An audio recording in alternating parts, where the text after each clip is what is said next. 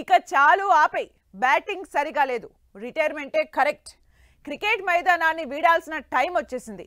ఇవి కోహ్లీ గురించి వినిపించిన కామెంట్స్. అలాంటి విమర్శలకు బ్యాట్తోనే ఆన్సర్ చెప్పాడు. కింగ్ ఈజ్ బ్యాక్ అనిపించుకున్నాడు. రాంచీలో రప్పారప్పా బ్యాటింగ్తో లేచిన నోళ్లకు చూపించిన వేళ్లకు సమాధానం చెప్పాడు. డామినేషన్కు స్పెల్లింగ్ రాయించాడు. కోహ్లీ సక్సెస్ సీక్రెట్ ఏంటి? క్రికెట్ సామ్రాజ్యాన్ని ఎలా ఏలుతున్నాడు?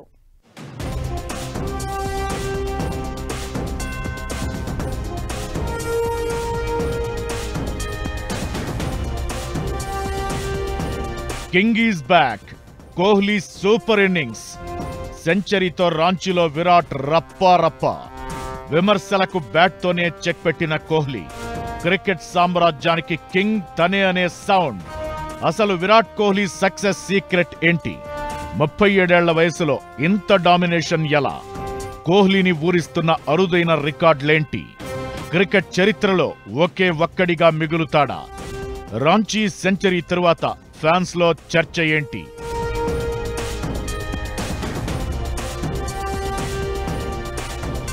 టెస్టుల్లో రిటైర్మెంట్ తరువాత కోహ్లీ కెరీర్ మీద వినిపించిన అనుమానాలు ఎన్నో. వరుస ఫెయిల్యూర్స్ ఆ అనుమానాలను మరింత బలంగా మార్చాయి. నిజానికి కోహ్లీ గొప్ప ఫామ్లో లేడు. ఆస్ట్రేలియాతో సిరీస్లో తొలి 2 వన్డేల్లోనూ డకౌట్ అయ్యాడు. దీంతో ఇక కష్టమే అనుకున్నారంతా. 3వ వన్డేలో హాఫ్ సెంచరీ చేసిన విమర్శలు ఆగలేదు. దీంతో కోహ్లీ పని అయిపోయిందా? ఇలా చూడలేకపోతున్నామని ఫ్యాన్స్ ఆవేదన పడుతున్న వేళ రాంచీలో రప్పారప్పా బ్యాటింగ్తో అన్ని విమర్శలకు ఆన్సర్ ఇచ్చాడు. కింగ్ ఈజ్ బ్యాక్ అనిపించాడు.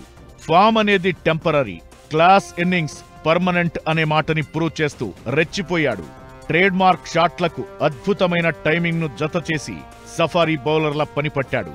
కోహ్లీ బ్యాటింగ్ మీద ఎవరు విమర్శలు చేశారు, ఎవరు నోరు పారేసుకున్నారు, వాళ్లంతా గంపగుత్తగా సైలెంట్ అయ్యే రేంజ్ ఇన్నింగ్స్ ఆడాడు.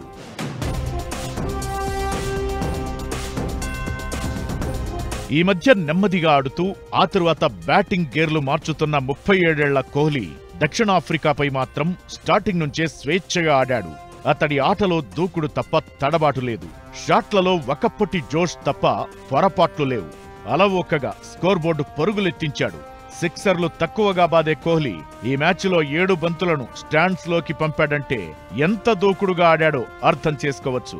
తనపై, తన భవిష్యత్పై వస్తున్న ఎన్నో ఊహాగానాలకు, విమర్శలకు కోహ్లీ ఒక్క ఇన్నింగ్స్ తో, కొన్ని మాటలతో సమాధానం చెప్పాడు. ఫార్మాట్ ఏదైనా, వయస్సు ఎంతైనా తన క్లాస్ శాశ్వతమని నిరూపించాడు.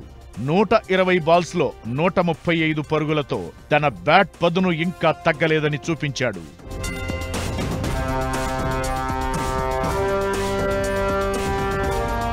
పడిపోయాడు అనుకుంటే అంతకు మించి స్పీడ్తో బౌన్స్ బ్యాక్ అయ్యాడు కోహ్లీ.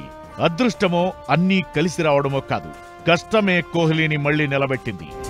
వన్డేకు 2 రోజుల ముందే రాంచీకి వచ్చిన కోహ్లీ పిచ్ను అర్థం చేసుకునేందుకు చాలా ప్రాక్టీస్ చేశాడు. తన ఆటనే కాదు, మనసును కూడా సిద్ధం చేసి పెట్టాడు. కట్ చేస్తే ఫలితం మ్యాచ్లో కనిపించింది. ప్రస్తుతం టీమిండియా తరపున ఒక్క ఫార్మాట్ మాత్రమే ఆడుతున్న కోహ్లీ ప్రాక్టీస్ చేసే తీరు మాత్రం మారలేదు. తాను ఎక్కడికైనా వెళ్లి మ్యాచ్ ఆడాల్సి వస్తే 120% సిద్ధంగా ఉంటాననే కోహ్లీ మాటలు అతని కష్టానికి అద్దం పడుతున్నాయి. రాంచీ సెంచరీతో ఓవరాల్ కెరీర్లో 83 శతకాలు సాధించాడు. వన్డేల్లో ఇది 52వది. ఒకే ఫార్మాట్లో ఎక్కువ సెంచరీల రికార్డులో సచిన్ ను దాటేశాడు.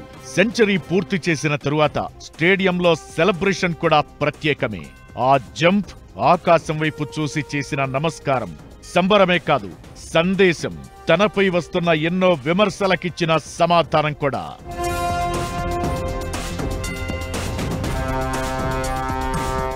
చిరుతపులి వేటాడితే ఎలా ఉంటుందో కోహ్లీ బ్యాటింగ్ చేస్తున్నంతసేపు ఫ్యాన్స్ అలాంటి అనుభూతే పొందారు. 2027 ప్రపంచ కప్ లో విరాట్ ఆడితే చూడాలని అభిమానులు బలంగా కోరుకుంటున్నారు. అతడి నుంచి ఒక పెద్ద ఇన్నింగ్స్ వస్తే ఖచ్చితంగా ప్రపంచ కప్ ప్రయాణానికి బాసటగా నిలుస్తుందని ఆశించారు. వాళ్ల ఆశలను నెరవేరుస్తూ, పరుగుల బాకీని తీరుస్తూ కోహ్లీ సత్తా నిరూపించుకున్నాడు.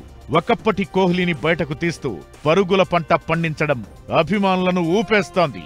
విరాట్ ఆత్మవిశ్వాసాన్ని ఎన్నో రెట్లు పెంచే ఇన్నింగ్స్ ఇది. తనకెంతో కలిసొచ్చిన రాంచీ స్టేడియంలో విరాట్కు 3వ వన్డే శతకమిది.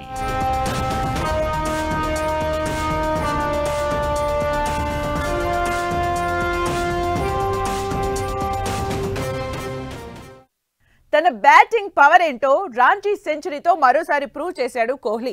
ఇంటర్నేషనల్ కెరీర్లో తన సెంచరీలను 83కి పెంచుకున్నాడు. వీటితో పాటు రాంచీ వేదికగా చాలా ఘనతలు సాధించారు. అలాంటి కోహ్లీని ఇప్పుడు మరో రికార్డు ఊరిస్తోంది. ఇంతకీ ఏంటది? ఫ్యాన్స్ దేనికోసం వెయిట్ చేస్తున్నారు?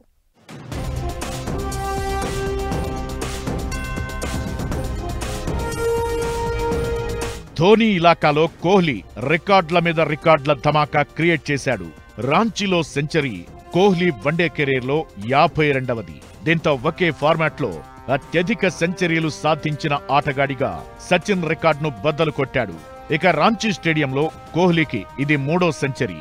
ఈ మైదానంలో ఆడిన 5 ఇన్నింగ్స్లలో 3 సెంచరీలు, ఒక హాఫ్ సెంచరీతో కోహ్లీ ఏకంగా 173 సగటు, 110 స్ట్రైక్ రేట్తో 519 పరుగులు చేశాడు.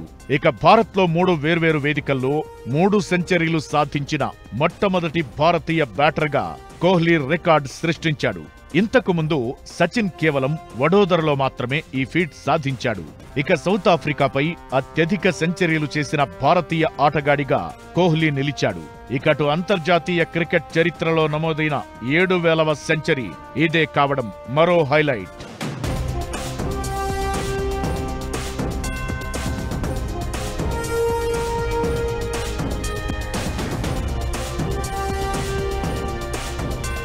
ఇకటు వన్డే సెంచరీల విషయంలో సచిన్ను ఓవర్టేక్ చేసిన కోహ్లీని మరో రికార్డ్ ఊరిస్తోంది.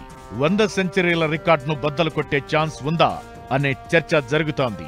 కోహ్లీ ఖాతాలో ఇప్పుడు 30 టెస్ట్ సెంచరీలు, 52 వన్డే సెంచరీలు, 1 టీ20 సెంచరీ ఉన్నాయి. అంటే 100ను చేరుకోవడానికి ఇంకా 17 సెంచరీలు కావాలి. అయితే ఇక్కడే అసలు సమస్య ఉంది. కోహ్లీ ఇప్పటికే టీ20లకు, టెస్ట్లకు రిటైర్మెంట్ ప్రకటించేశాడు. పరుగులు చేయాలన్నా, సెంచరీలు బాదాలన్నా అతనికి మిగిలిన ఏకైక వేదిక వన్డే ఫార్మాట్ మాత్రమే. వన్డేలపై ఆధారపడే ఆ 17 సెంచరీలు పూర్తి చేయాలి. ఇది కోహ్లీ ముందున్న అతిపెద్ద సవాల్. 2027 వరల్డ్ కప్ గ్రూప్ స్టేజ్ వరకు భారత్ ఆడబోయే వన్డే మ్యాచ్లు 35 మాత్రమే. ఈ 35 మ్యాచ్ల్లోనే కోహ్లీ 17 సెంచరీలు సాధించాలి. అంటే ఇకపై తను ఆడబోయే ప్రతి 2 మ్యాచ్లకు ఖచ్చితంగా 1 సెంచరీ కొట్టాల్సి ఉంటుంది. మరి ఇది సాధిస్తాడా అంటే కష్టమేనే అభిప్రాయాలు వినిపిస్తున్నాయి. అద్భుతం జరిగితే తప్ప నిజం కాదు. అయితే కోహ్లీకి అలాంటి లెక్కలు లేవని, అతని కాన్సంట్రేషన్ అంతా వరల్డ్ కప్ మీదే అని ఫ్యాన్స్ అంటున్నారు.